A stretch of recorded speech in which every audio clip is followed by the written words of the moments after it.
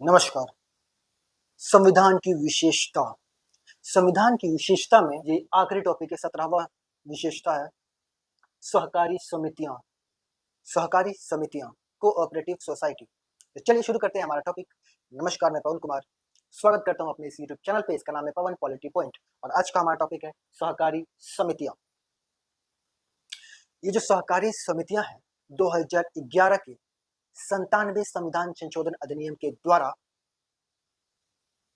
सहकारी समितियों को संवैधानिक दर्जा और संरक्षण प्रदान किया गया।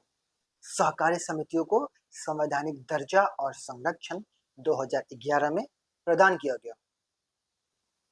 और ये जो सहकारी समितियां हैं, इसके कारण संविधान में कुछ परिवर्तन किए गए। निम्नलिखित तीन परिवर्तन किए गए। वो कौन कौन से परिवर्तन? पहला परिवर्तन किया गया कि सहकारी समितियों को अधिकार दिया गया संगठन करने का। सहकारी समितियों को संगठित होने का अधिकार को मौलिक अधिकार बनाया गया। तो पहला क्या चेंजेस आया?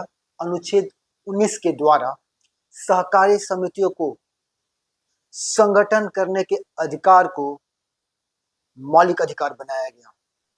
और जो दूसरा चेंजिंग है, सहकारी समितियां जो है इसकी उन्नति के लिए राज्यों की नीति में नया नीति निर्देशक सिद्धांत शामिल किया गया।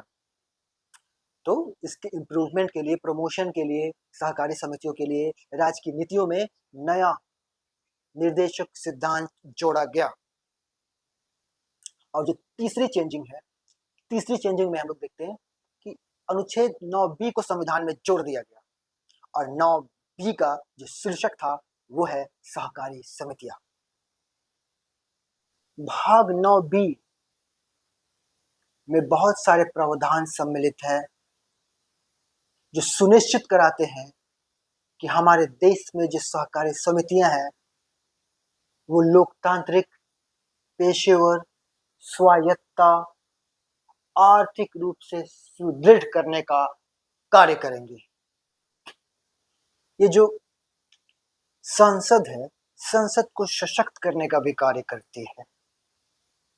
जितने भी बहुराजकीय सहकारी समितियां हैं, सहकारी समितियों के संबंध में कानून बनाने का अधिकार देता है। तो संसद को कैसे सशक्त करता है? जो बहुत सारे राज्यों में बहुराजकीय सहकारी समितियां हैं, उसके संबंध में कानून बनाने का अधिकार देता है। और उसी तरीके से राज्यों में, राज्य विधानमंडलों में जो सहकारी समितियों के संबंध में उचित कानून बनाने का अधिकार देता है।